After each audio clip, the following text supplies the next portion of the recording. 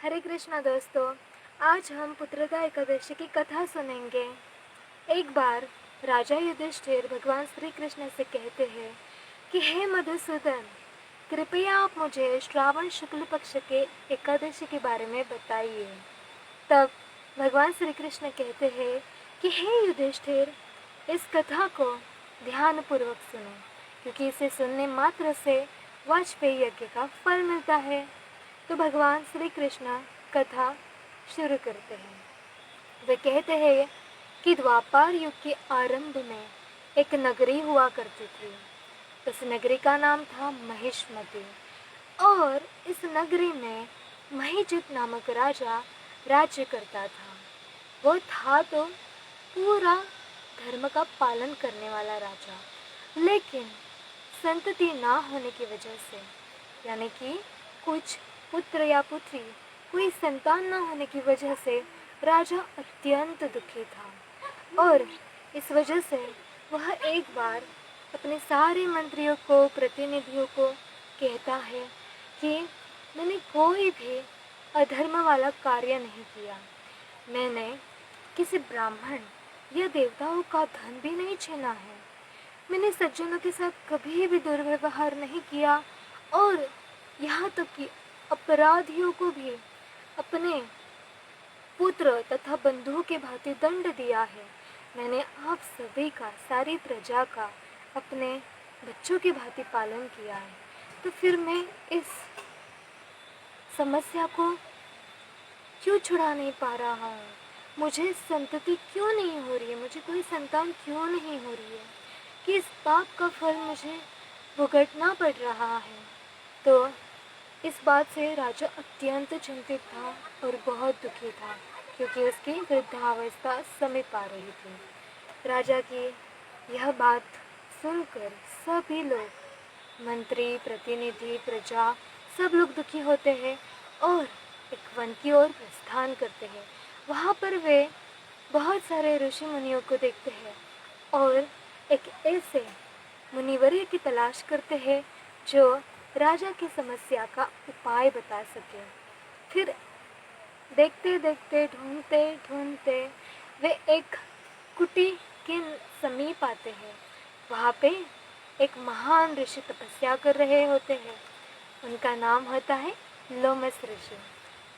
आप में से बहुत जन जानते होंगे कि लोमस ऋषि को वरदान प्राप्त था कि जब एक कल्प बीत जाएगा तब उनके शरीर से एक रोम गिर जाएगा, और उनके शरीर में असंख्य रोम थे।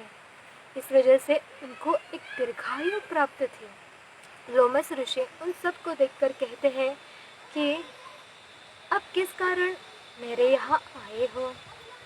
आप निश्चिंत रहो, मैं आपकी समस्या का उपाय करूँगा और इसमें कोई संदेह नहीं करना। ऋषि की यह बात सुनकर सभी लोग खुश होते हैं और राजा की दुख भरी व्यथा बताते हैं। वे कहते हैं कि राजा ने हम सब का एक बच्चे के भांति पालन किया, इसलिए उनका दुख हमारे लिए भी एक दुख है। कृपया आप हमारे दुख का निवारण करें।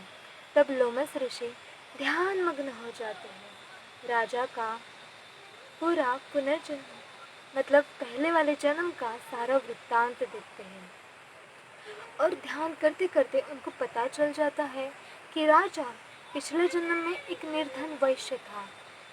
एक दिन ऐसे ही अधर्म वाले कार्य करते करते वह ज्येष्ठ मास के शुक्ल पक्ष की द्वादशी के दिन पानी के तलाश में, वो भूखा भी था, वो प्यासा भी था, पानी की तलाश में जाकर एक नदी की ओर जाता है, और वहाँ पे जो अभी जस्ट बॉर्न गैया थी उसको बाजू में सरका कर खुद पानी पीने लगता है। उसने जो एकादशी की होती है उस वजह से वह राजा बनता है, लेकिन साथ ही में जो वो गैया को दूर करता है, इस वजह से उसे इस दुख का, इस पाप का जो भोग है वो भोगना पड़ता है। तो लोमस ऋषि सभी को कहते हैं कि आप सब लोग आने वाले श्रावण शुक्ल पक्ष की एकादशी व्रत का पालन करिए और रात्रि को जागरण करें। इस एकादशी का पालन करने से राजा को संतति अवश्य प्राप्त होगी और इसी एकादशी का नाम है पुत्रदा एकादशी। तो सभी लोग उपाय पाकर बहुत खुश होते हैं और राज्य की ओर लौटते हैं। वहाँ पर जब वो एकादशी आती है सभी लोग उस एकादशी व्रत का पालन करते हैं, रात्रि को जागरण भी करते हैं और उस पुण्य को राजा को देते हैं और उस पुण्य के बल पर रानी गर्भवती होती है और जब उनकी प्रसूति कालावधि खत्म होती है उसके बाद उन्हें एक सुंदर उत्तम श्रेष्ठ पुत्र रत्न प्राप्त होता है। तो ये थी पुत्रदा एकादशी का महात्म्य। कहिए पुत्रदा एकादशी की जय।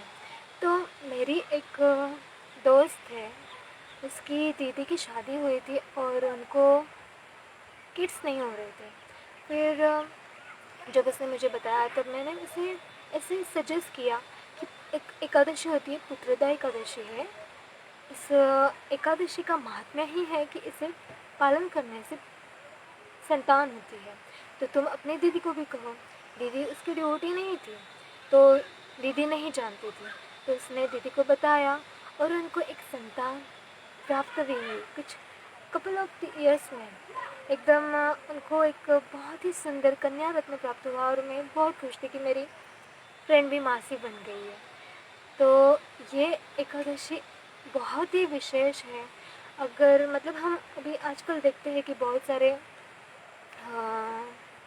जो कपल्स है they are very much in problems for not having any kids. तो फिर यदि वे इस एकादशी का पालन करते हैं और रात में जागरण भी करते हैं तो शायद किसने सोचा है उनको संतान प्राप्ति हो, तो कितनी अच्छी बात है। तो यदि आपके कॉन्टैक्ट्स में अगर कोई ऐसे कपल्स है जो बहुत ही चिंतित है, उनको संतान नहीं हो रही, तो आप उनको ये एकादशी पालन करने के लिए सजेस्ट कर सकते हैं। और हो ना हो ये बात की बात है, लेकिन एकादशी व्रत के पालन करने से हम आध्यात्मिक जीवन में और भौतिक जीवन में भी वो एक बाय प्रोडक्ट ही होता है कि अपने आप प्रगति होती है।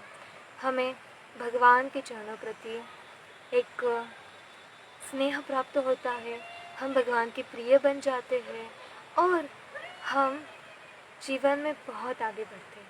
इसलिए हमें एकादशी व्रत का पालन करना चाहिए और अपने साथी मित्रगण सभी परिवार में उनको पालन करने के लिए प्रेरित करना चाहिए।